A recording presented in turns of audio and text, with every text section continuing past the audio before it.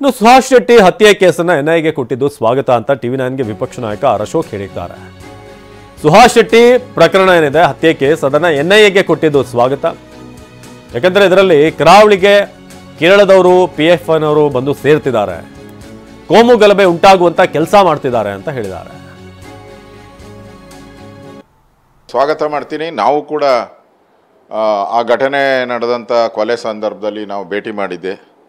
So ನಾವು ಕೂಡ NIAಗೆ ಕೊಡಬೇಕು ಅನ್ನೋ ಡಿಮ್ಯಾಂಡು ಕೂಡ ಮಾಡಿದ್ರಿ. ಯಾಕಂದರೆ ಇದರಲ್ಲಿ ಕೇರಳದ ಜನನೂ ಕೂಡ ಇನ್ವಾಲ್ವ್ಮೆಂಟ್ ಇರೋವಂಥದ್ದು, ಬೇರೆ ಬೇರೆ ರಾಜ್ಯದಿಂದನೂ ಕೂಡ ಇದಕ್ಕೆ ಇನ್ವಾಲ್ವ್ಮೆಂಟ್ ಇರೋವಂಥದ್ದು, ಮತ್ತು ಸಮಾಜಘಾತಕ ವ್ಯಕ್ತಿಗಳು IAS ಇರ್ಬೋದು, KFD ಇರ್ಬೋದು, ICI ಇವರು KFD ಇರ್ಬೋದು, ಪಾಪ್ಯುಲರ್ ಫ್ರಂಟ್ ಇರ್ಬೋದು, ಈ ಥರದ ಸಂಘಟನೆಗಳು ಕೂಡ ಇದರಲ್ಲಿ ಭಾಗಿಯಾಗಿರೋದು ಸ್ಪಷ್ಟವಾಗಿ ಕಂಡಿತ್ತು.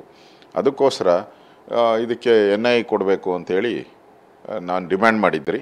ಸೊ ಸರ್ಕಾರ ನಮ್ಮ ಡಿಮ್ಯಾಂಡ್ಗೆ ಬಗ್ಗಿದೆ ಅಂತ ಅನಿಸುತ್ತೆ. ನಾವು ನಾಳೆ ಭೇಟಿ ಮಾಡುವಂಥ ಕಾರ್ಯಕ್ರಮವನ್ನು ಕೂಡ ಹಾಕಿದ್ರಿ. ಆ ದೃಷ್ಟಿಯಿಂದ ನಾವು ಹೋಗೋಕ್ಕೆ ಮುಂಚೆನೇ ನಾಳೆ ನಾವು ಹೋಗ್ತಾ ಇದ್ದೀರಿ, ಅಲ್ಲಿ ಸ್ಥಳಕ್ಕೆ ಭೇಟಿ ಮಾಡ್ತೇವೆ, ನಿಯೋಗ ಹೋಗ್ತಾ ಇದ್ದೀರಿ. ಅದಕ್ಕೋಸ್ಕರ ಮುಂಚೆನೇ ಸರ್ಕಾರ ಇದನ್ನು NIAಗೆ ಕೊಟ್ಟಿದ್ದಾರೆ. ನಾನು